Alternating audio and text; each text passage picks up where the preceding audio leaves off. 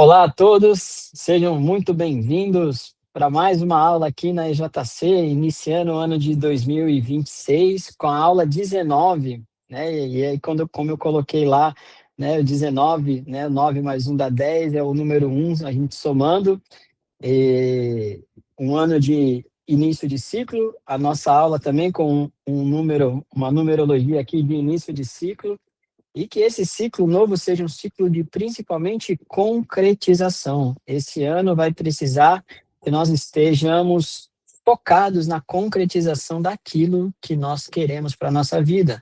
Então, o que vai concretizar? A partir do que nós vamos concretizar aquilo que nós almejamos para a nossa vida? E aí a gente já começa entrando, né, no nosso tema aqui. Sejam bem-vindos para a aula 19, com o tema o sentido falso e o sentido correto do eu, né?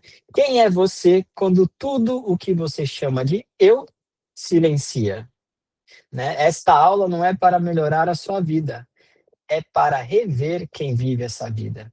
E aqui, né, nesse primeiro slide de boas-vindas, pessoal, tem a gente já começa com um ensinamento muito profundo. E talvez o que atrapalhou grande parte da nossa vida de manifestar realmente a plenitude de quem nós somos é que muitas vezes a gente não sabia quem realmente éramos e acabava se manifestando muitas vezes por esse eu falso ou por esse sentido falso do eu, que é isso que a gente vai tentar alinhar para iniciar esse ano de concretização de uma maneira correta, baseado naquilo que nós somos. E aí eu vou dizer, né, junto com vocês e compartilhar quem nós somos. Então, para começar, nós vamos falar um pouquinho, pessoal, de quem será o nosso professor no dia de hoje, né? Da onde nós tiramos inspiração para fazer essa aula e provavelmente a próxima também, que é o Joel Goldsmith, né? Então, ele nasceu lá em 1892 e morreu em 1964. Ele foi um místico contemporâneo, né, norte-americano e fundador do ensinamento conhecido como o Caminho Infinito, né? Ele não ensinou uma religião, mas uma mudança de identidade de consciência, né? Aqui, ó, mudança de identidade de consciência. Seu trabalho aponta que Deus não é algo a ser alcançado. A verdade não é criada. A consciência não evolui. Ela é. Esse conceito aqui de que a consciência não evolui, ela é, deu um nó na minha cabeça no começo. A cura e a liberdade surgem quando o falso sentido de eu é reconhecido como irreal. Antes de se tornar mestre espiritual, o Joel viveu uma vida comum, trabalhou no mundo dos negócios e passou por uma profunda crise interior. Eu acho que como todos nós, né? Então é importante a gente trazer aqui um pouquinho da história. A vida e despertar e o legado dele, né? Seu despertar não veio de técnicas ou estudos, mas de uma experiência direta de consciência. Ele viveu entre Nova York e o Havaí, onde aprofundou seus ensinamentos e escreveu suas principais obras. Seu trabalho se tornou mundialmente conhecido por meio de livros, cartas mensais e seminários internacionais, influenciando até hoje caminhos de uma espiritualidade não dual, oração contemplativa e cura espiritual sem dogma. Seu ensinamento central permanece simples e radical. Eu acho bem radical as coisas dele. Você não busca a verdade, você é a consciência onde ela já está presente. E aí nós vamos aqui esmiuçar o que ele traz sobre esse conceito. E eu tive que fazer um esforço muito grande para a gente poder sintetizar de uma maneira que seja simples da gente compreender. Porque quando a gente fala de viver de maneira não dual, basicamente a gente tem que largar para trás tudo aquilo que a gente aprendeu, certo? E eu queria que vocês comprassem isso junto comigo a partir de hoje, que é o seguinte: nós precisamos mudar o nosso paradigma, a nossa visão de vida. Nós precisamos transformar a nossa visão sobre nós mesmos. É a partir disso que a gente vai acessar essa nova terra, essa nova frequência, essa quinta dimensão que está além de tudo isso que está acontecendo, tá? Então vamos lá, para a introdução do tema da aula. A maior confusão humana não está na vida, mas em quem acreditamos ser vivendo essa vida. O Joel não pergunta o que você faz, nem o que você sente. Ele pergunta: quem é você antes de tudo isso? Esta aula não é sobre melhorar o personagem, é sobre rever a identidade. A vida apenas acontece. Os fatos são neutros. O sofrimento surge quando um eu se coloca no centro da experiência e passa a interpretá-la. Não é a experiência que dói, é o sentido do eu que a interpreta. Então, nesse caminho infinito, nesse caminho de transformação, né, Deus, ele é um ser individual infinito e, portanto, ele constitui o nosso ser. Essa é a parte que eu gostaria muito da gente começar a falar. E tudo é espiritual, eterno e imortal em nós. É o ser de Deus. O que é mortal, humano e finito não é uma expressão de Deus, mas uma ilusão e não pode ser elevado à atmosfera da cristandade. Isso aqui é muito importante, porque a gente vai falar de que precisa morrer esse velho eu. Nós precisamos entrar num caminho de que nós devemos morrer um pouquinho diariamente para que o espírito possa renascer. Então, quando a gente fala que Deus, ele é uma expressão individual do infinito, nós estamos dizendo que Deus não só habita em nós, mas nós somos uma expressão dele. E a gente se atrapalha exatamente nesse caminho quando nós passamos a expressar esse falso eu. E é esse falso eu que vai arrumar todas as encrencas da nossa vida e vai arrumar a encrenca coletivamente com tudo que está acontecendo no nosso planeta. Por quê? Quando eu tenho o meu foco no falso sentido do eu, que é aquele eu egoísta, que ele precisa convencer o outro da posição dele, que ele precisa colocar a força dele, que ele precisa ganhar, que ele precisa construir, ele passa a não mais enxergar o outro. E a partir do momento que eu coloco para fora esse falso sentido do eu simplesmente bloqueio todo o acesso ao que o outro é. E quando eu deixo de perceber o que o outro é, que é Deus, eu entro em algo que é o julgamento. A partir do julgamento, do auto-julgamento, por isso que existe um sentimento universal de autocrítica que já é introjetado em nós desde o nascimento, de autocrítica, então é o auto-julgamento, geralmente negativo, eu começo a julgar o outro. Então, na briga desse falso eu, do julgar o que é certo e o que é errado, eu deixo de perceber que aquele outro também é Deus, atrás de todas as suas dificuldades, de todos os seus erros. Isso é interessante que a gente está falando aqui. Pessoal, eu já percebi que eu vou falar hoje de uma maneira bem intuitiva, tá? Eu vou falar um negócio aqui que não estava programado na aula, que é o seguinte. Onde nós podemos buscar, por exemplo, exemplos de que isso funciona e acontece? Um grande exemplo disso, por exemplo, tem uma tribo na África, que é a tribo Bambemba, que eles fazem o seguinte, e é uma tribo, tá? A gente está falando de uma tribo.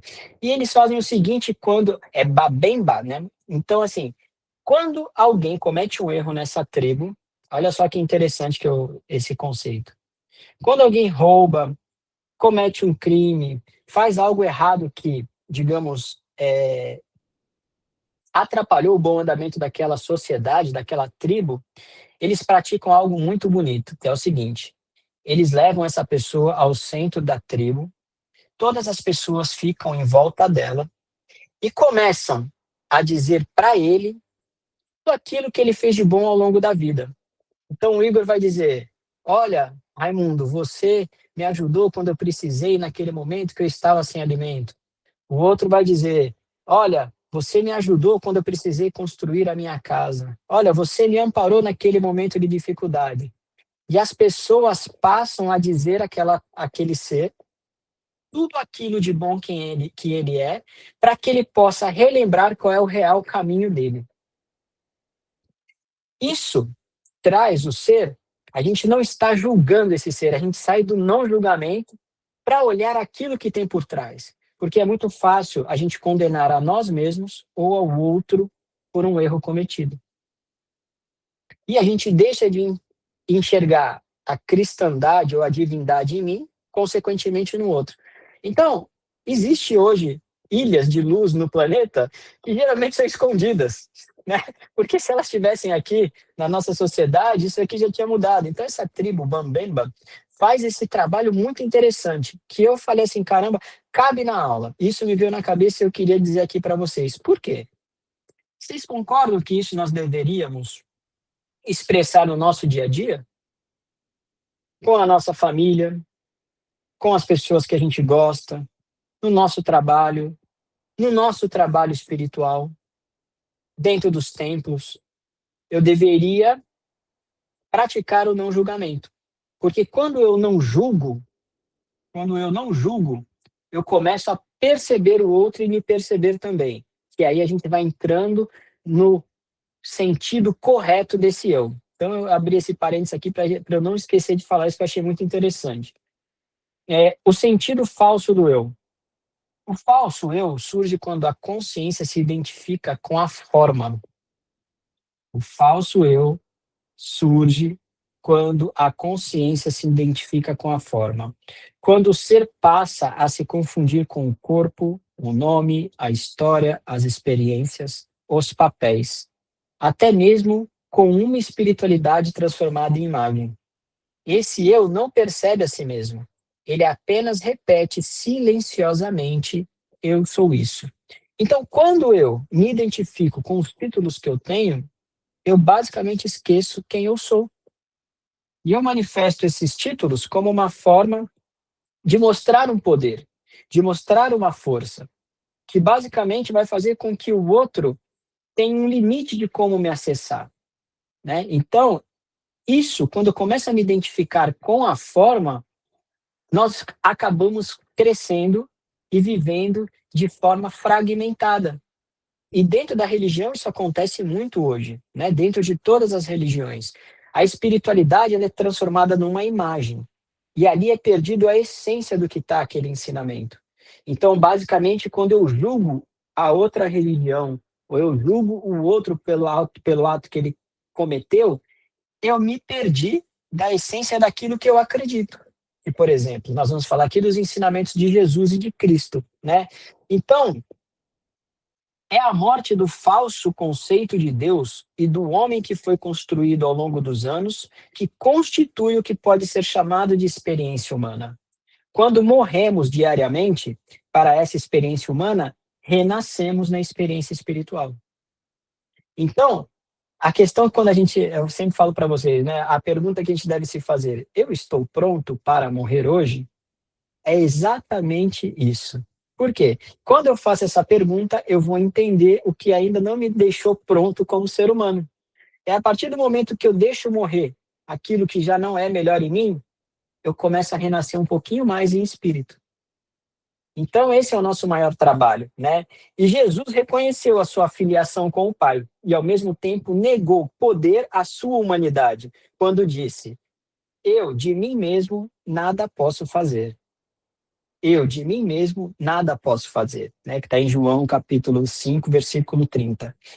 Podemos esperar fazer mais do que Jesus fez e reivindicar mais por nós mesmos do que ele reivindicou? É uma pergunta, né? Quando ele foi chamado de bom mestre, chegou ao ponto de negar isso, né? Por que me chamais de bom? Não há bom senão um, que é Deus. A verdade é que Deus, o Pai, aparece individualmente como Deus, o Filho, cada um de vocês. O Filho, o Filho, o Filho, o Filho. Então, quando Jesus renega esse poder humano, né, esse poder da humanidade dele, ele está dizendo que o que se expressa através dele, faz os milagres, que fala, que batiza, que transforma, é Deus. Por quê? Eu sou uma expressão individual de Deus. E isso faz com que morra a minha humanidade, a forma. Então eu deixo de querer manifestar a minha vida através desse eu limitado, baseado nos títulos, muitas vezes baseado numa crença, numa falta de tudo aquilo que eu absorvi às vezes na vida, não fui ensinado ou fui machucado, mas que eu preciso me desidentificar em algum momento. E aí eu paro de dizer eu sou isso para dizer eu sou o eu sou. Aí eu passo a me manifestar como Deus. E eu vou falar mais um pouquinho como a gente faz isso. Que basicamente é assim: quando a gente entende esse próprio conceito de nada, de que nós somos nada, né? Eu acabo me tornando um instrumento total de Deus. O que eu quero dizer? Eu me preparo como ser humano, eu busco conhecimento, eu vou atrás, né? Nós precisamos ter esse movimento para que Deus possa nos utilizar cada vez mais como um instrumento cristalino, certo? Então, a gente precisa ter esse conceito. Mas quando eu busco o conhecer, eu tenho que soltar. Eu solto e deixo com que a divindade se manifeste através de mim. E é isso que vai fazer com que eu dê um salto, que é um salto quântico mesmo, que eu já falei para algumas pessoas aqui. E simplesmente eu mudo o meu conceito sobre a vida e sobre mim mesmo do dia para a noite. Esse é o verdadeiro salto quântico. É deixar morrer o velho eu. Isso não quer dizer que o meu mundo externo ele vai se expressar imediatamente, porque o mundo da forma ele é lento, ele é uma ilusão. Hoje pode estar aqui, amanhã pode não estar, mas o seu ser eterno vai estar sempre lá. O seu espiritual vai estar sempre lá. A sua parte de Deus, o seu ser imortal, né? Então, essa é uma questão que eu queria deixar bem claro para nós aqui, porque esse ano eu sinto que é esse caminho que nós vamos percorrer, né? Então, como o falso eu funciona? O falso eu é o eu que luta para existir, busca se completar, teme perder e tenta se sustentar pela própria força. Ele vive em constante esforço, porque acredita estar separado da vida. Não é mal nem errado, é apenas uma identidade não questionada, um modo de existir baseada na ideia da separação, que é o que eu disse no começo. Quando eu acho que eu sou tal coisa, que a minha coisa é mais certa do que a outra, eu basicamente esqueço do outro. Eu paro de existir como o eu divino, o meu Cristo interior, o meu eu superior. Eu silencio isso que transforma as pessoas, né? Então você percebe aqui, né? Essa pessoa aqui do lado, ele está buscando essa salvação amarrado aqui, né? A gente vê essa cruz escrita salvação, né? Essa salvação ele está buscando talvez de uma maneira equivocada, que é pela força, né? Que é pela ideia de que eu estou certo, o outro está errado. Eu encontrei a verdade absoluta, quando o caminho é infinito. Eu tenho que estar no meu melhor hoje, mas o caminho ele é infinito, né? Então, a questão desse eu, ele é o eu encrenqueiro. Então, antes da gente começar aqui, a gente estava falando um pouquinho sobre a nossa realidade atual do planeta. E os nossos governantes, os grandes estadistas, eles se perderam na ideia desse eu. Por que que eles se perderam? A gente fala hoje, né, do quem governa, por exemplo, o Brasil, o Lula, pela terceira vez, o Trump governando os Estados Unidos pela segunda vez, né, que são governantes que estão agora no poder, digamos assim. Quando ele passa a se expressar pelo eu, pelo poder, pelo querer, ele deixa de cumprir com o divino. Então, se esses grandes estadistas tivessem baseados na ideia real do eu ou do eu verdadeiro, eles libertariam esse planeta, porque eles utilizariam todas as ferramentas necessárias para passar para o povo essa verdade que nós estamos aqui tentando conversar, que é o que liberta. Então, a gente precisa entender que talvez isso seja feito de propósito, que exista realmente uma questão que queira que a humanidade não saiba realmente o que liberta. Porque quando eu digo que um precisa ser mais que o outro pode ter o que ele quiser, que a felicidade, cada um corre do jeito que quiser atrás dela, eu basicamente estou criando cisão no ser humano. E aí a gente chega na loucura que a gente chegou hoje. E essa né, essa questão, ela solucionaria assim. A solução para os problemas individual e coletivamente é obter o senso correto de eu. A libertação desse planeta está nas pessoas obterem o senso correto do eu. A palavra eu significa Deus, né? O que ele quer dizer aqui? O eu deveria significar Deus, né? Então o eu ele está até no meio da palavra Deus, né? O eu e o u ali estão no meio. Então, na verdade, a forma correta do eu seria não o eu identificado com a forma, com o tridimensional, mas com Deus. Então, eu deveria significar Deus e não a minha individualidade, que é aquela que vai causar cisão no outro, né? Para o outro, entre os familiares, entre os amigos, entre as nações, por exemplo. Isso nunca diz respeito a qualquer pessoa, né? Simboliza Deus aparecendo como pessoa. Essa pessoa é sempre governada por Deus, mantida e sustentada por Ele. É Deus mantendo sua própria identidade como pessoa, assim como a natureza mantém sua identidade como uma rosa, uma orquídea ou uma tulipa. Deus mantém e sustenta sua identidade como você, como eu e como todos nós. Então, a partir do momento que eu me manifesto como Deus, ou deixando com que a minha divindade se manifeste, nós estamos aperfeiçoando não só o nosso ser, mas a nossa sociedade. E é assim que os mundos felizes vivem, cada um manifestando aquilo que tem de melhor. Ou, na tradução da nossa linguagem mais espiritualista, o eu superior. Por isso que eu sempre disse muito no ano passado, que eu entendi que o meu caminho junto com as pessoas era, de alguma forma, eu buscar despertar cada vez mais esse meu eu superior, a minha sabedoria interna, e deixando morrer o velho Igor, para de alguma forma ajudar as pessoas que chegassem até mim a se conectarem com quem elas são de verdade, que é esse eu superior, essa parte de Deus que está dentro de cada um, ou que cada um é. A partir daí, eu me desconecto daquilo, das minhas dores, da minha história triste, daquilo que não é bom para mim. Porque esse é um caminho natural, quando eu entendo quem eu sou. Eu me desidentifico da dor. Eu me desidentifico da culpa e da vergonha. Né? A culpa e a vergonha, até cientificamente é comprovado que desliga as áreas do cérebro relacionadas ao aprendizado. Então, quando eu coloco a culpa em alguém, quando eu coloco a vergonha em alguém, eu basicamente estou tirando o poder dessa pessoa de absorver aprendizados reais. E aí é onde a pessoa fala, eu tento, tento e tento e não consigo. Tento fazer e não retenho, eu não consigo aprender, eu não consigo andar. Por quê? Porque a área que retém esse novo aprendizado está desligada. E isso depois eu posso compartilhar com você desse estudo, tá?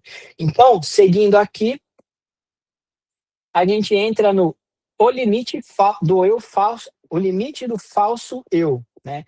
O falso eu pode ser moral, pode ser espiritual, pode até aparentar servir à luz. Ainda assim, não encontra descanso. Não porque tenha falhado, mas porque não é real. Enquanto ele ocupa o centro, a paz permanece sempre além do alcance. Olha que interessante isso. Enquanto ele ocupa o centro, a paz permanece sempre além do alcance. E é isso que faz com que muitas pessoas não queiram desocupar o centro ou o palco. Porque de alguma forma ela está sustentando essa ilusão dos títulos que ela é. E isso é uma coisa que nós precisamos ter muitas verdades para lidar com a gente mesmo. E, em alguns momentos, fazer os movimentos necessários para a transformação. Por quê? E eu anotei esse negócio aqui. Porque o sentido pessoal do eu é o destruidor de um ministério espiritual.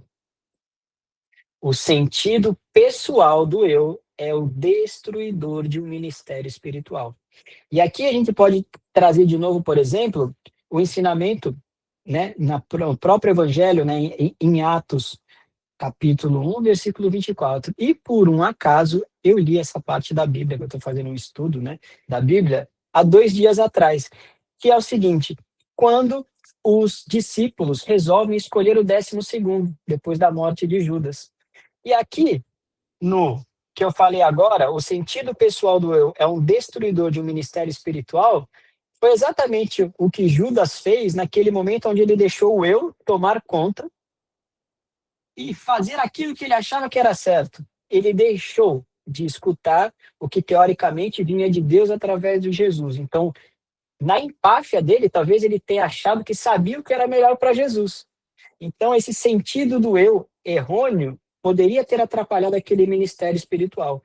E os discípulos aprendem isso. Quando eles resolvem buscar esse 12º para continuar o trabalho da divulgação, né, da boa nova, dos ensinamentos do Cristo, eles entram em oração, né? Eles entram em oração.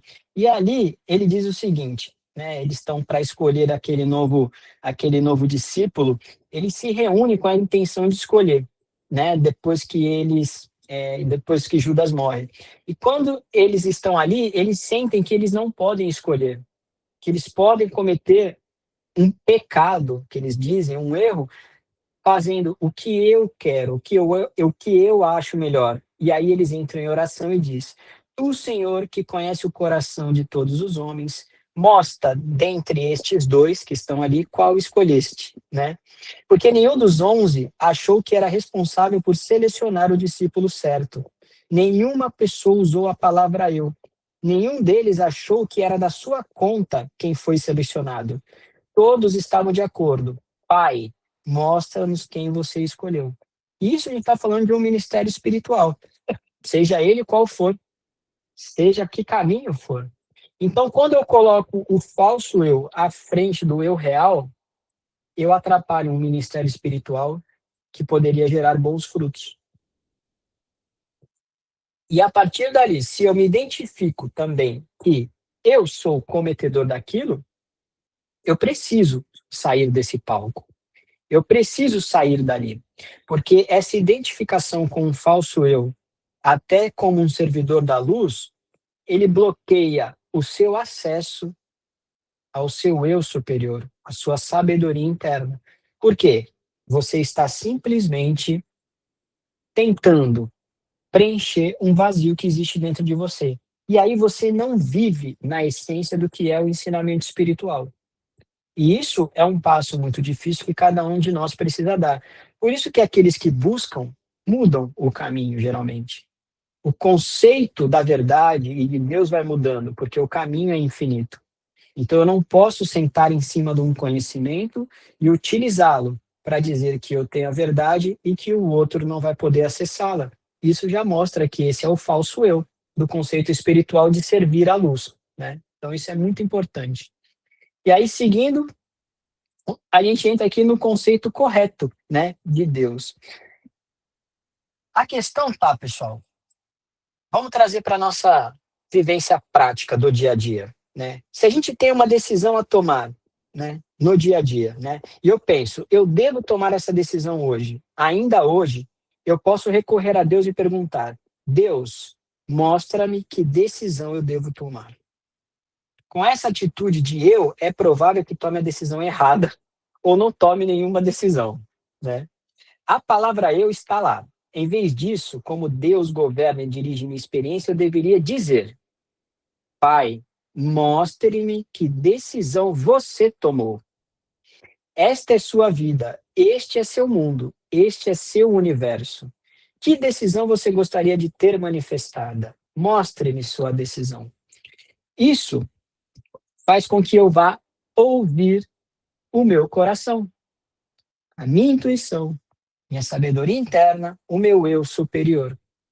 E isso é o que dá tempo de eu sair da minha parte da sentimento universal de autocrítica, do meu cérebro reptiliano, né, que é o meu cérebro mais básico, de só se manifestar na base da emoção, na base do ímpeto, ou de como o Raimundo comentou antes, que o Trump, por exemplo, ele tem até boas intenções, a única coisa é que ele decide pelas vísceras, né?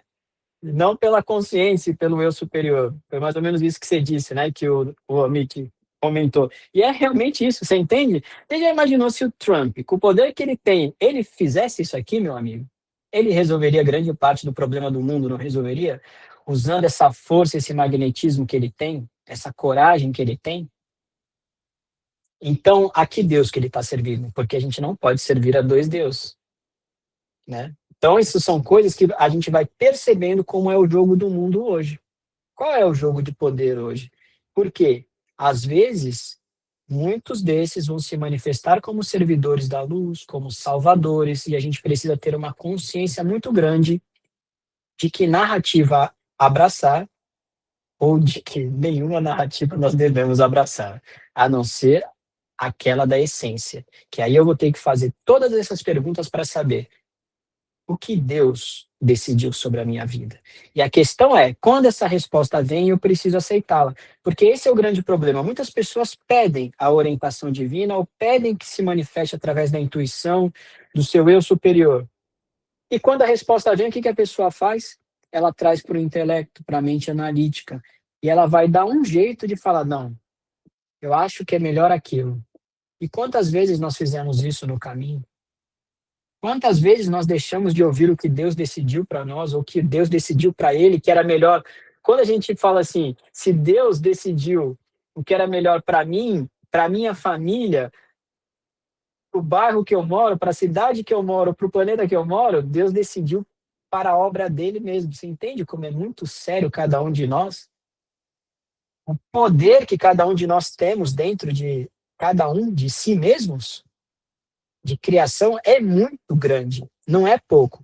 Porque uma decisão, ela impacta você, a sua família, ela ouve, ouve, mas não dá devida importância. Isso mesmo, não é que dá devida importância, eu prefiro não ouvir. E aí tem um ensinamento que eu recebi uma vez, que era o seguinte, que a pessoa estava numa palestra e estavam falando sobre a importância da oração. E essa pessoa levantou a mão e disse assim, olha, me desculpa, mas eu não faço a oração do Pai Nosso. E aí, a pessoa que estava na frente achou estranho. E ele disse assim, eu não faço, porque na oração eu tenho que dizer que seja feita a vossa vontade, ou a sua vontade. E eu não quero que seja feita, eu quero que seja feita a minha vontade, porque aí eu sei o que é melhor para mim. Então, quando eu digo a vossa vontade, eu não sei o que ele vai escolher, então eu prefiro não fazer. Olha o tamanho, olha o tamanho desse falso erro. Para não rezar um Pai Nosso, porque não, se eu falar, seja feita a vossa vontade, e é essa a realidade de grande parte do ser humano, que é esse eu encrenqueiro, né? Então, o sentido correto do eu, vamos lá. E aqui a gente já começa a ver essas imagens, pessoal, essas imagens são muito bonitas e são imagens que vão ficar aí no subconsciente de cada um trabalhando depois. Então você percebe esse cérebro onde está baseada a mente, se iluminando, ele chegando aqui, ó, nesse outro ser também com esse coração dourado iluminado e chegando lá, talvez nesse espírito, na nossa essência, né, conectado ao Criador. O sentido correto do eu não se trata de possuir consciência, trata-se de ser consciência. O eu real não é pessoal, não nasce da história, não é resultado de esforço ou construção. Ele é anterior a todas as formas. É o campo silencioso onde tudo acontece, sem se confundir com nada do que aparece. E aí aqui a gente cai numa questão muito interessante que foi que eu disse nas aulas, lembra, do Neville Goddard, né? E ele falava assim, bom, se eu criar a partir do meu CPF, do Igor, e digamos que o Igor ele está endividado no banco, ele vai falar sobre prosperidade. Não vai dar certo, porque aquele CPF está com problema. Mas o sentido correto do eu não tem. Então é a partir dele que eu preciso manifestar. Vocês entendem como eu também vou buscar, pessoal, trazer uma linha de conhecimento para não ficar solto? Porque o que a gente falou lá atrás da cocriação, a gente precisa dar um próximo passo de entender quem nós somos para criar do jeito certo, que é através do sentido correto do eu. O CPF, a personalidade Igor, o título, ele tem o problema. O sentido correto do eu não, porque o eu não é pessoal. Ele não nasce dessa história pequena que é aqui a nossa personalidade. Ele simplesmente é. E é essa conexão que nós estamos buscando nesse momento do planeta. É isso que Jesus quis mostrar para nós em todo o ensinamento dele no Evangelho. E pessoas como o Joel Goldsmith, como o Neville Goddard, como um Amit Goswami hoje, como um Dr. Joe Dispenza, eles só falam de se conectar com o seu eu, de se manifestar através desse eu superior, dessa parte que é manifestar a vida através daquilo que é imaculado. A chama trina, a chama trina, ela não pode ser corrompida.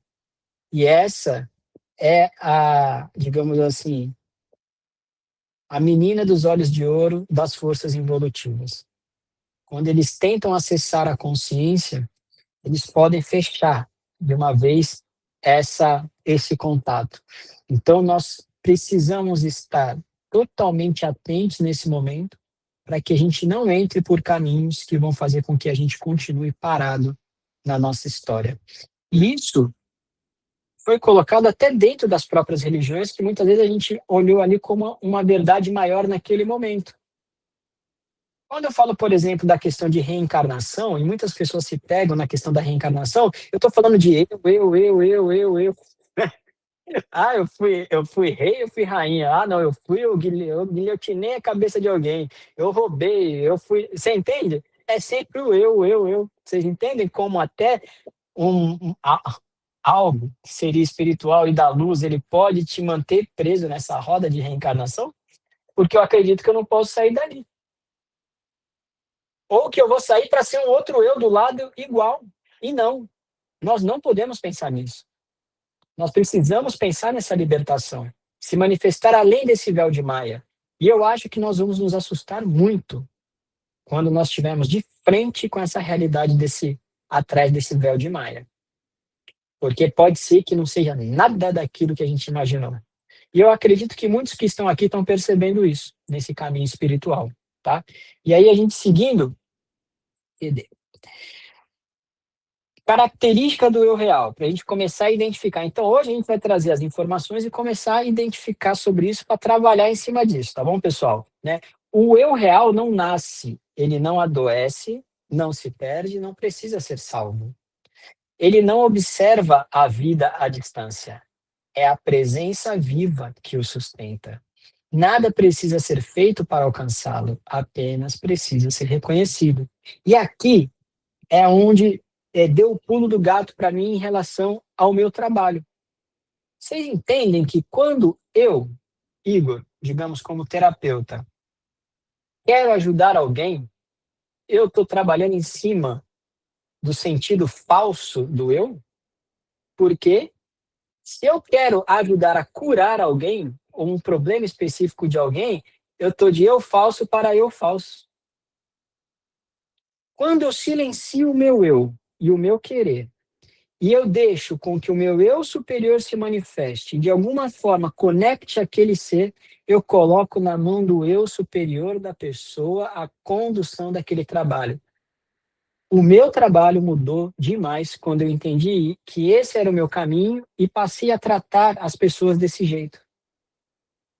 A gente não sabe como funciona, a gente não sabe como dá resultado, mas dá resultado. Por quê? Porque você passa a agir de eu real para eu real. Então, eu deixo, por exemplo, de trabalhar com a apometria num sentido de eu falso, de eu para eu, de personalidade para personalidade. E aí, quando você coloca a condução de um trabalho espiritual na mão do eu real, do eu superior, a mágica acontece. Por quê? É a pessoa se manifestando naquilo que ela já é. Então, ela transforma muito mais rápido. E aí não tem questão de eu ficar olhando para o passado que a pessoa fez, matou, roubou, ou foi rei, rainha, faraó. Entende? Então é esse o salto quântico. Só que para isso, eu precisei me despir do meu eu.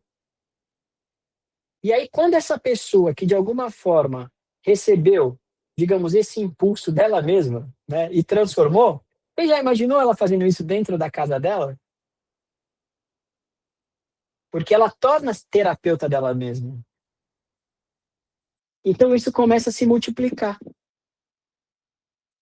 Então a gente age como deveria agir um Lula, um Trump, os grandes governantes. Então o nosso poder é tão grande quanto o deles, porque esse ganho de cada consciência conectada a Deus, ao reino, ela é exponencial. Ela é exponencial. A força que um ser desperto tem, nesse sentido de tentar viver diariamente, morrer para a matéria, para renascer o espírito, é uma potência muito grande. E isso é feito não em cima do palco. Isso não pode ser feito em cima de um palco. Porque em cima de um palco, eu também estou falando para o eu falso do outro, se eu não estiver bem conectado com o meu eu real.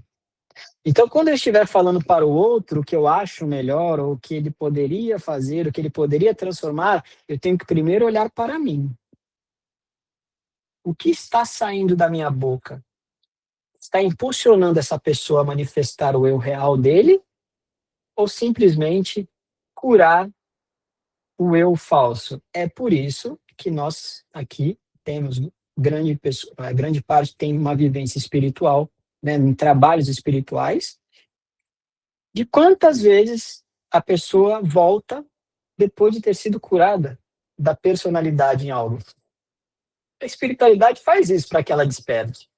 A quantas pessoas, e aí eu falo, o terapeuta, né, eu digo terapeuta, que é a minha realidade, ele vai ter que fazer um retrabalho quase que constante, porque ele não vai libertar, ele vai estar de personalidade para personalidade. Então, a partir do momento que eu deixo morrer esse meu velho eu diariamente um pouco, e renascer o meu espírito, eu estou influenciando de uma forma gigantesca o mundo que eu vivo, tá? E aí, né, a grande versão de Joel Goldsmith. Tá? Essa imagem aqui também achei muito bonita. Há aqui uma inversão essencial. Não é o eu real que precisa evoluir. É o falso sentido de eu que precisa ser visto. É o falso sentido de eu que precisa ser visto. Quando essa identificação cai, o eu verdadeiro não surge. Ele já estava presente. É por isso que não existe transformação. A pessoa só manifesta quem ela é. Eureka, eu falei isso para mim mesmo quando eu entendi esse negócio. A libertação não nasce do esforço, nem do aperfeiçoamento pessoal, mas da revelação do que sempre foi. E aí eu anotei um negócio aqui que é o seguinte: não tomamos um ser humano e o tornamos mais saudável, mais rico e mais sábio. Revelamos Deus como um ser infinito e individual. Estamos interessados em ver o Deus do seu ser manifestado permanentemente. Esse é o verdadeiro trabalho espiritual. A maneira de fazer isso é morrer diariamente para a humanidade e renascer para a nossa identidade espiritual.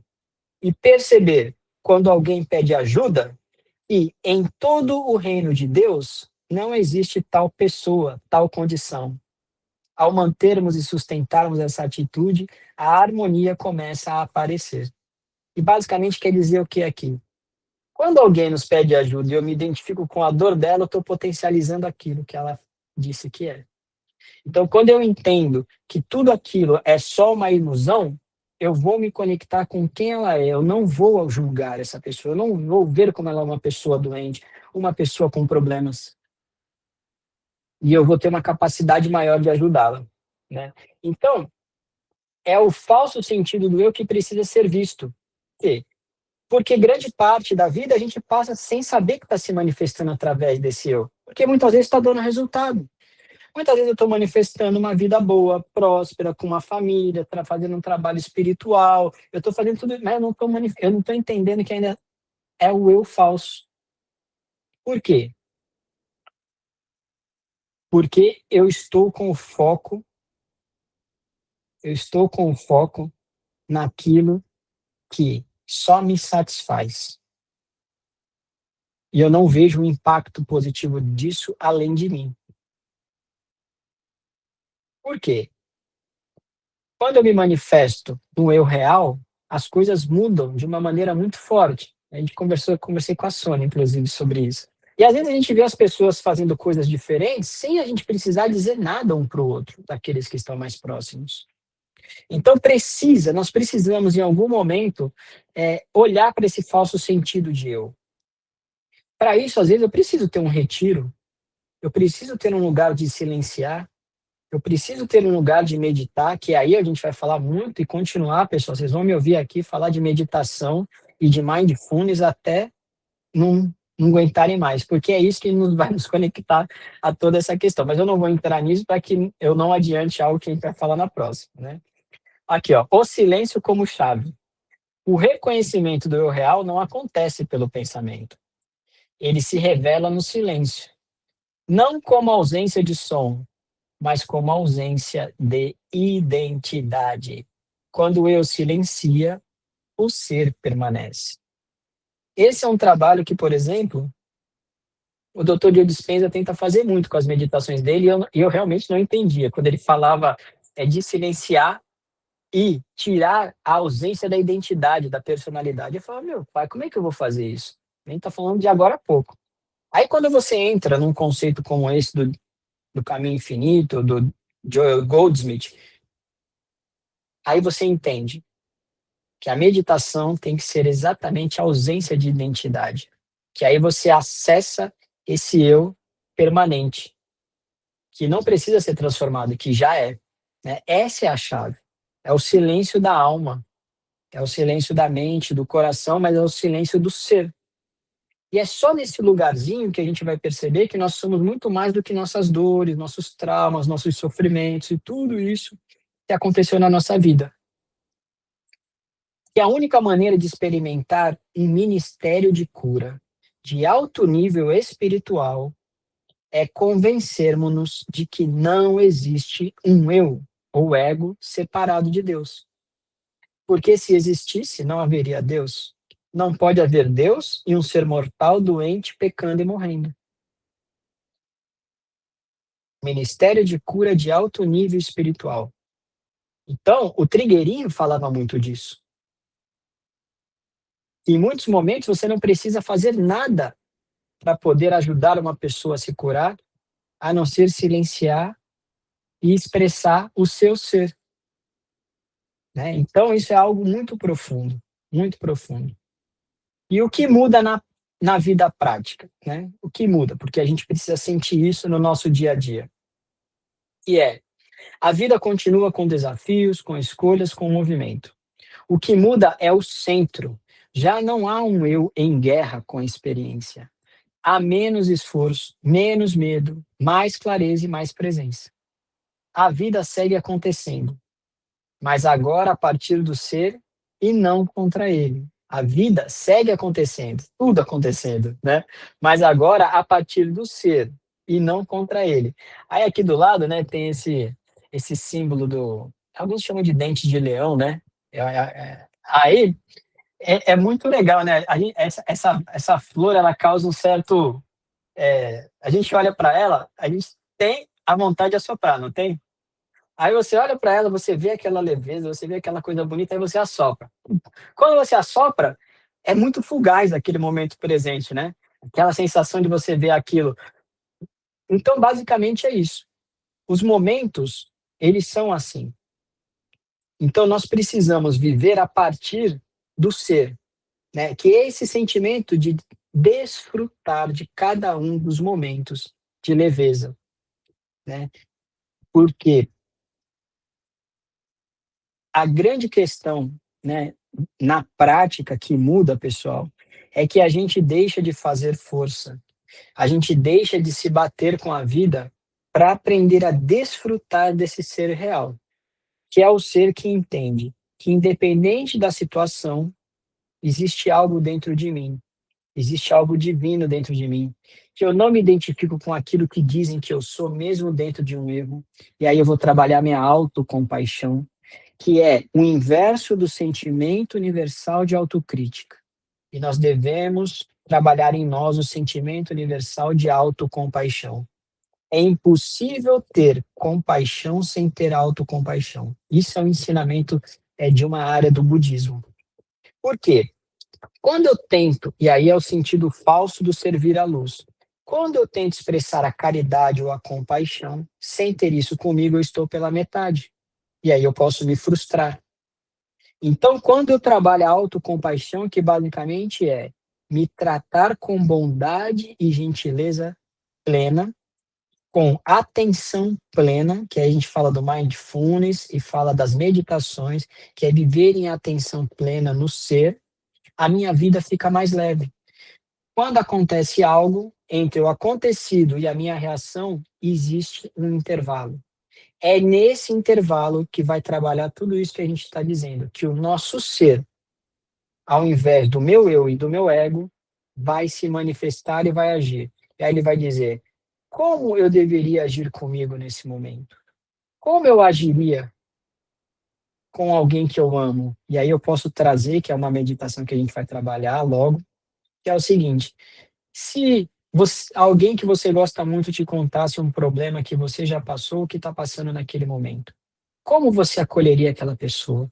Quais são as palavras que você diria a ela? Você corrige, mas ao mesmo tempo diz, olha, tudo bem, você errou, procure não errar de novo, mas você já fez tanta coisa boa, assim, assim, assado, que é o que aquela tribo Babemba faz,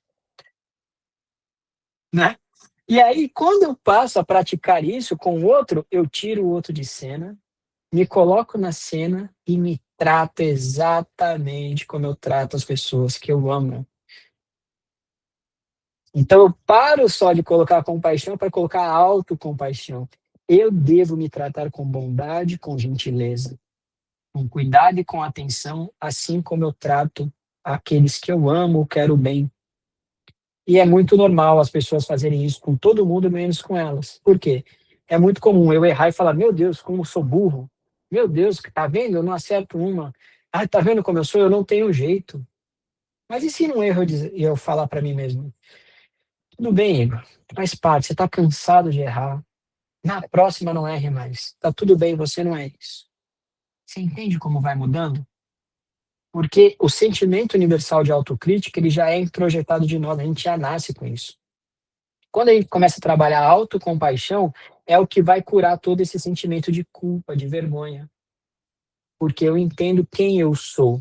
E aí, através de todos os exercícios que nós já realizamos aqui, vamos realizar, é que a gente vai chegar nisso, né?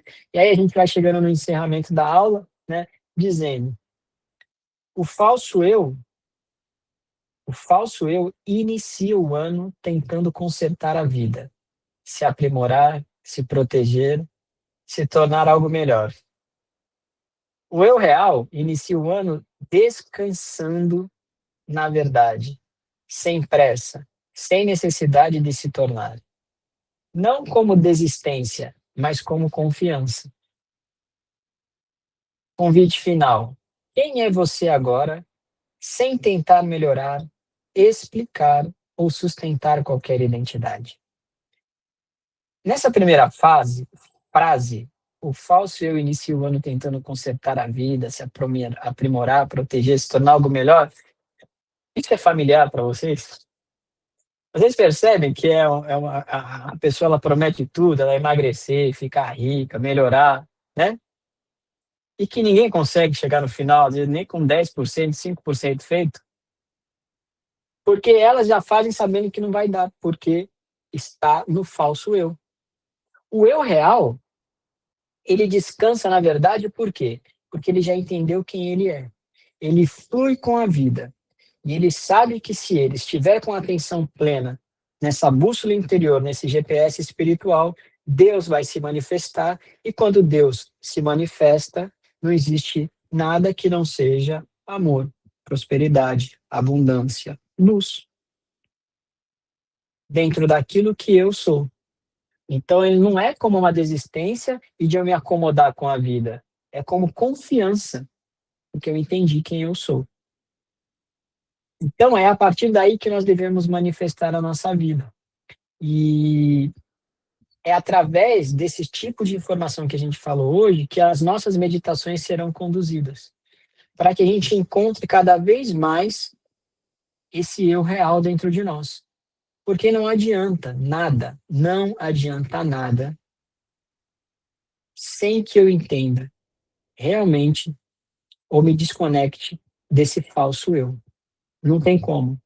É aí que existe a frustração. Mas para isso, em alguns momentos, vai ser necessário ter uma poda. Porque quando eu deixo morrer um falso eu, vou ter que deixar algo que às vezes está muito enraizado em mim.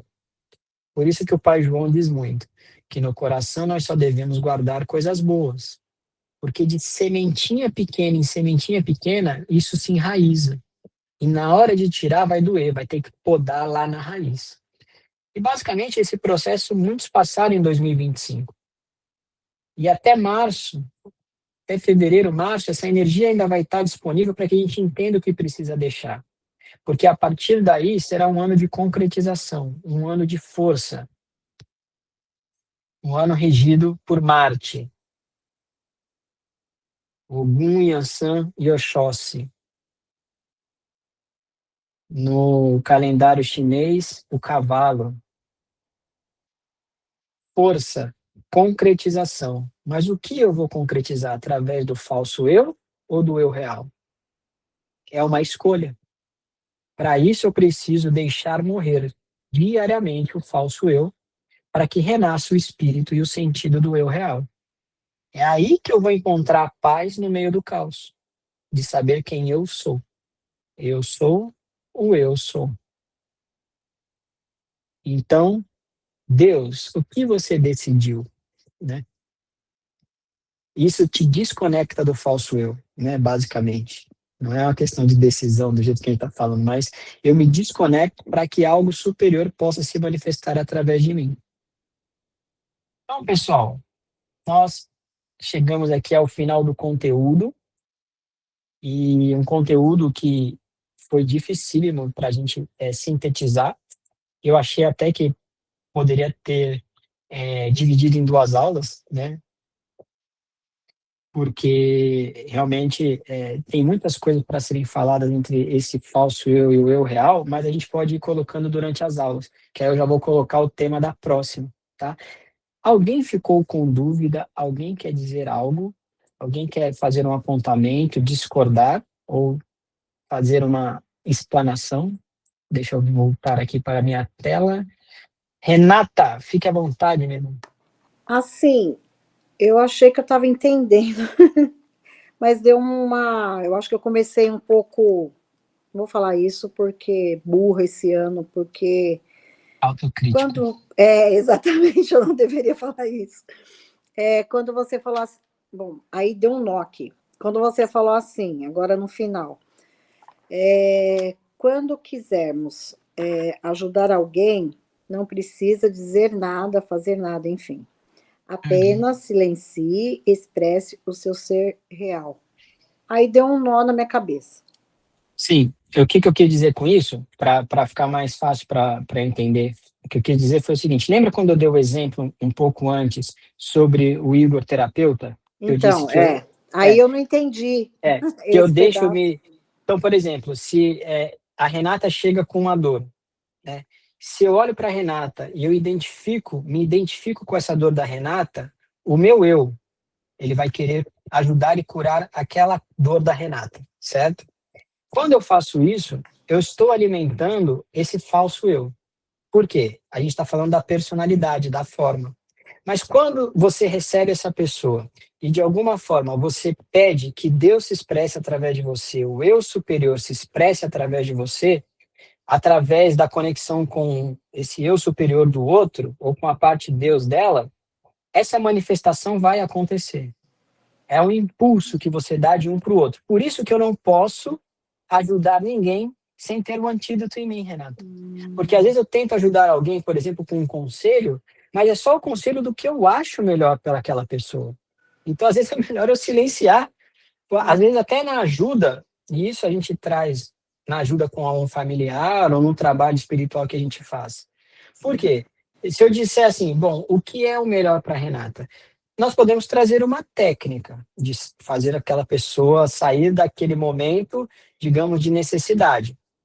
Mas, quando a gente fala, como eu disse aqui, né, de um trabalho espiritual de alto nível espiritual, a gente está falando de silenciar para que você não se identifique, porque senão, eu vou te dar um exemplo agora que eu acho que você vai entender, real.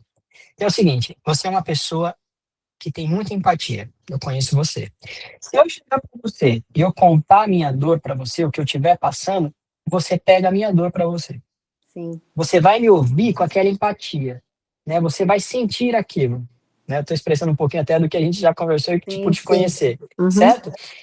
Isso é o seu eu, falso eu, ou a sua personalidade se conectando com a minha. E aí o que você faz? Você pega a minha dor, como você já várias vezes já sofreu por pessoas. Quando eu olho com compaixão por essa pessoa, eu estou falando de amor. Eu estou falando de expressar algo melhor, algo maior do que isso. E aí eu passo a entender qual é a real necessidade. Aí eu posso, com uma palavra, com um alto, ou simplesmente acolher essa pessoa, ou, por exemplo, num trabalho, né, como o meu de terapia, desenvolver a apometria num nível acima desse da personalidade. Então, o que a gente precisa fazer? Sair da empatia.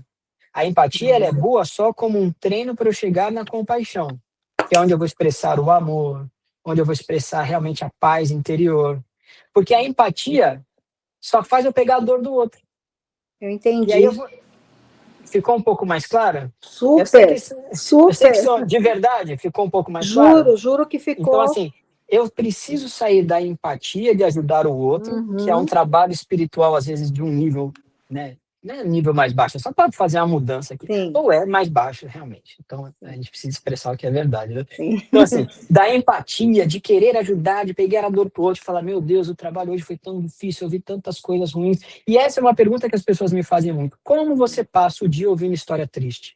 Porque eu não ouço história triste. Sim, entendi. Você não pode deixar a sua personalidade agir. Isso pode ser com os pacientes, mas pode ser com uma pessoa do seu convívio. Sim. Então, quando eu tenho essa compaixão, eu estou olhando talvez de eu superior para eu superior.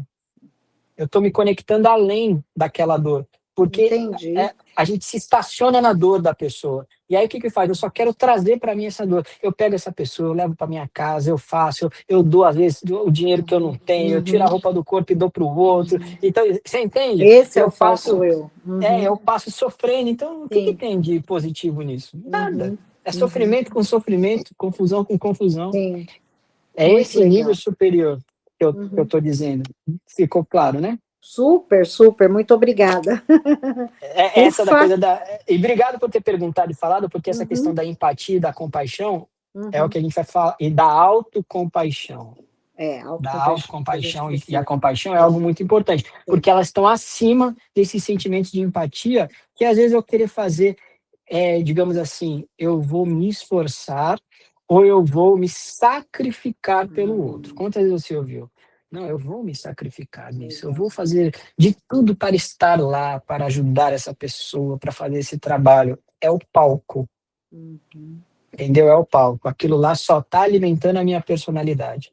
Porque nem todo mundo eu vou poder ajudar. Nem todo mundo você vai poder dar o impulso se a pessoa não quiser. E a gente precisa ser muito honesto nisso. Senão vira um enxuga-gelo. Né? Quem aqui não tem, às vezes, um amigo, um parente que não saiu dali nunca? Verdade. É um enxuga-gelo. Né? E aí eu preciso agir não mais com empatia, mas com compaixão. Porque muitas vezes o que alimenta aquela pessoa a continuar onde ela está é a empatia. Porque a empatia muitas vezes dá para aquela pessoa e faz com que ela se mantenha na zona de conforto. Na zona de conforto ninguém muda, na vítima ninguém muda. Porque ela sabe que vai ter alguém sempre amparando. Às vezes a compaixão corta, às vezes a compaixão poda, às vezes a compaixão limita. Às vezes a compaixão ela é sincera. Às vezes a compaixão faz perguntas difíceis e diz coisas difíceis. Entendeu? Entendido. Muito obrigada. Obrigado. Gratidão. Por isso que é importante as perguntas, que eu tinha esquecido de... Me desculpa Sim, aí, pessoal, obrigada. que eu esqueci de aprofundar nisso. Mais alguém queria fazer um apontamento, pessoal? É muito enriquecedor quando vocês fazem apontamento, porque vai me ajudando a lembrar também. Então, já que ninguém mais ficou, né, com dúvidas, a Lena está aí, eu tenho certeza que a Lena está cheia de dúvida nos cadernos dela, e com a próxima vez que eu ver ela, ela vai me perguntar um monte de coisa. Então, pessoal, a gente encerrando aqui, e eu queria que vocês percebessem que eu falei isso tudo, né? Não sei se vocês perceberam, mas de uma forma leve, né? Eu não falei aqui com uma questão da gente estar preso na mudança, na transformação, porque eu estou tentando, de alguma forma, me conectar com esse eu que precisa ser leve, né? Então, é isso que eu queria que a gente entendesse, que a gente pode desfrutar da vida. A gente pode simplesmente passar pelos dias, curtir os dias, ter tesão em viver o dia, em concretizar coisas positivas. E isso só é possível com eu tirando esse sentimento universal de autocrítica, de ser muito duro comigo mesmo, de me autoflagelar, de me machucar, que é o que a gente faz. Principalmente quando nós sentimos culpa, vergonha, que são as piores emoções que nós podemos ter dentro de nós. E a partir daí, quando eu ajo com coragem, coragem de me enfrentar, mas simplesmente rir, muitas vezes, dos meus erros, rir das coisas que acontecem, eu passo a entender que, às vezes, até o pior erro que eu cometi não determina quem eu sou. Então, a gente pode lembrar muito dessa tribo, a Bemba. Vamos dizer para as pessoas aquilo que elas já fizeram de melhor. E uma coisa que eu repito para vocês aqui, que eu tento repetir para mim todo dia, que é: a principal coisa que a espiritualidade, ou a nossa consciência, ou a consciência divina mede, digamos assim, né, para ficar mais didático, a evolução de alguém é quando ela entra no não julgamento. Quando tem julgamento, ainda a gente não saiu do lugar. Isso é muito real, porque quando eu julgo o outro, eu estou julgando a mim, eu estou identificado com aquilo. Então, quando eu entro no não julgamento, de alguma forma, eu mostro que eu estou no caminho. Eu passo e passei a olhar o Deus no outro. Isso porque eu passei a olhar o Deus em mim. E essa tribo, ela treina isso com as pessoas. E eu tenho certeza que eles regeneram muito mais do que o nosso sistema aqui prisional, por exemplo, né? Ou que se eles se regeneram entre a família, entre os amigos, quantas vezes a gente julga uma pessoa pelo um erro que ela cometeu com a gente com palavras duras, né, com afastamento, com críticas? Quantas vezes? Então, Jesus resolveu isso aí, né? Quando levaram para ele a mulher adúltera, né? Ele resolveu fácil aquela situação, né? Jesus, vamos matar a mulher aqui, o que a gente faz com ela? Oh, tá aí, ó. Atire a primeira pedra, quem nunca pecou. Resolveu rapidinho. Então, nós estamos no mesmo barco. Todos somos a mesma coisa. A partir do momento que a gente se desidentifica dessa personalidade do eu falso. Então, é esse o nosso caminho de buscadores desse caminho infinito. E é isso que eu queria que a gente abraçasse nesse momento, né, em 2026. E juntos, é realmente juntos mesmo. Por quê? A partir do momento que a gente acredita nisso, nós vamos nos conectando. E a partir daí, a gente sabe, sei lá, o quanto que a espiritualidade pode trabalhar esses sentimentos que a gente vai tendo de autocompaixão, de fraternidade, de união, né, de querer crescer. E eu acho que esse ano é um ano que eu gostaria muito de a gente poder se encontrar, né, de alguma forma. Alguns moram longe, mas a gente pode dar um jeito de fazer essas pessoas participarem, mas ter encontros. Por quê? Essa união de corações afins, ela tem um poder gigantesco. E aí o que a gente precisa fazer muitas vezes? Apenas estarmos juntos e deixar com que esse silêncio fale por nós, com que o nosso eu superior, o nosso Deus fale e se manifeste. Não precisa falar. Então, se você põe uma pessoa no meio de uma roda com pessoas simplesmente manifestando quem elas são, não tem a necessidade nem da imposição de mão, Renato. E o Trigueirinho falava muito isso. Eu não tenho a necessidade da intervenção. Eu simplesmente deixo com que esse meu eu Deus, meu eu superior se manifeste. E eu não espero o resultado e nem fico prestando atenção se a pessoa está sendo curada ou não. Você entende? E é isso que eu gostaria de praticar juntos, né? Junto com vocês. A gente poder meditar, a gente poder trabalhar a atenção plena e um nível espiritual de cura mais elevado. Eu estou sendo pretensioso? Não, porque eu acredito piamente nisso e eu vou estar sempre tentando expressar o que a espiritualidade quer. Porque o que o Igor já expressou já me atrapalhou bastante nesse caminho. E eu estou falando isso de real, de realidade para vocês, de coração mesmo, porque eu cansei de lutar com esse Igor, né? Com esse Igor que fica no eu quero, eu acho certo. Então, é isso que eu quero manifestar aqui com vocês. Por isso que eu fico muito feliz quando a gente está juntos.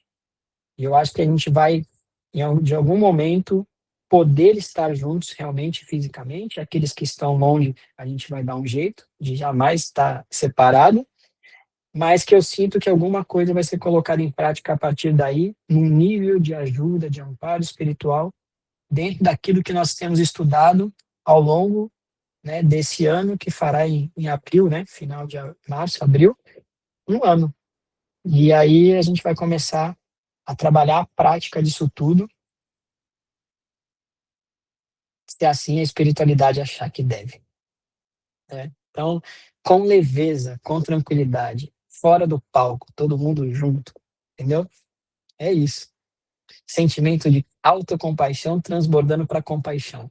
É basicamente isso. É isso que o mundo precisa e é isso que eu vejo na IJC. Uma ilha de luz, no anonimato, quietinhos, fazendo o nosso melhor. E eu tenho certeza que em muitos desses momentos aqui, a espiritualidade utiliza para amparar quem precisa e a nós mesmos. Então, eu só queria poder materializar e concretizar isso de uma maneira talvez mais, né, mais próxima nesse ano. Então, é esse caminho que nós vamos seguir, com verdade, com leveza, com tranquilidade e sabendo literalmente quem nós somos. Então, nós vamos focar não nos problemas, nós vamos focar em quem nós somos. Pronto, só isso. Tá bom? Então, pessoal, encerrando aqui a primeira aula, eu queria agradecer a cada um de vocês por estar aqui juntos, né, por estarmos juntos mais uma vez aqui comungando desse momento que para mim é de muita paz, é, é de muito amor, principalmente, muito amor mesmo. É um amor que transborda e eu sei que as coisas estão às vezes entrando no caminho certo quando eu percebo que existe a dificuldade de manifestar algumas coisas. Então, a gente sempre precisa perceber que quando tem um desafio, uma dificuldade de fazer algo, é porque geralmente a gente está no caminho certo, porque sempre vão existir forças involutivas em relação a isso. Mas eu elevo meu pensamento a Deus, Pai e Mãe, a Jesus, nosso mestre, irmão, nosso maior guia, nossa bússola espiritual, a espiritualidade amiga que sempre se faz presente junto de cada um de nós, agradecendo por mais este ano que se inicia, por mais este ano que começamos juntos com um propósito divino de caminharmos através desse caminho infinito, de percorrermos a manifestação do nosso eu verdadeiro, do nosso eu sou, rogando a espiritualidade amiga que possa nos ajudar a facilitar esse desenlace, a morte desse velho eu, que possamos diariamente deixar ir um pouco das nossas sombras, um pouco dos nossos laços com o passado, para que nós possamos trilhar um caminho reto, um caminho com leveza, com consciência, e dentro do que temos de verdade no coração, que possamos juntos, os irmãos encarnados e desencarnados, e espíritos que todos somos, ajudarmos a Jesus concretizar o plano de luz que ele tem para esse planeta. É no momento de caos que nós entendemos também as maiores oportunidades de crescimento, de transformação. São nos momentos, né, de ponto de inflexão que nós realizamos as escolhas reais a quem nós queremos servir. São nesses momentos de apocalipse, de revelação, de transição, que nós mostramos quem realmente somos e é o que buscamos fazer aqui. E pedimos à espiritualidade que nos ajude a manifestar cada vez mais a sabedoria interior, nosso eu divino, para que a EJC possa ser uma ilha de luz, um ponto de luz na malha cristalina da Terra,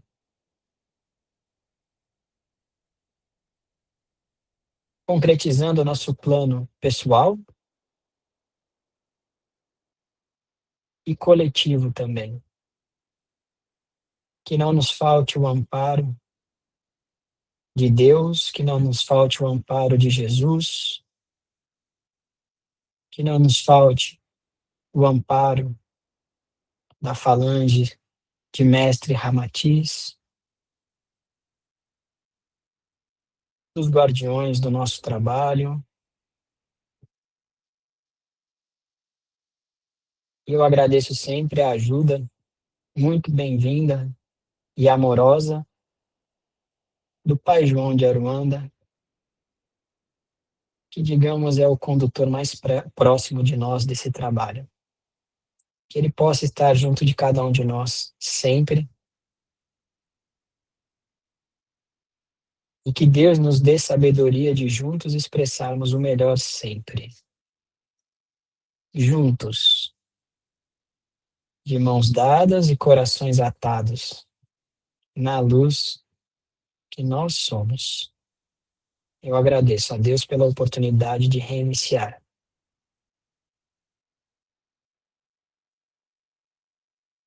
Graças a Deus, graças a Deus, graças a Jesus. Que assim seja. Graças a Deus. Então é isso, meus irmãos. Eu agradeço muito. Sempre muito emocionado quando eu faço uma oração, porque eu nunca soube orar. E foi o Pai João que me ensinou a orar, orando através de mim. Eu aprendi. E eu sempre me emociono muito, porque orar é muito bom. E eu sempre achei que era uma besteira, né? Então, hoje, sempre quando eu posso, eu oro. Porque vocês vão me aguentar orando aqui, sim. Tá bom? E quando alguém quiser fazer uma oração, quiser falar, fale também, tá? Isso aqui é para todos falarem. Cada um dentro né, do que faz de melhor. Por favor, isso é de todos, né? Fiquem na paz de Deus, e que Jesus conforte o coração de cada um de vocês e dê muita paz durante essa noite, e que possamos nos encontrar no mundo espiritual para continuarmos o nosso trabalho aqui, né? Caso alguém tenha alguma lembrança, por favor, me comunique. Fiquem com Deus. Graças a Deus. Graças a Jesus. Obrigada Graças a por Deus. tudo mais uma vez. Amém. Fique com Deus. Tchau, tchau.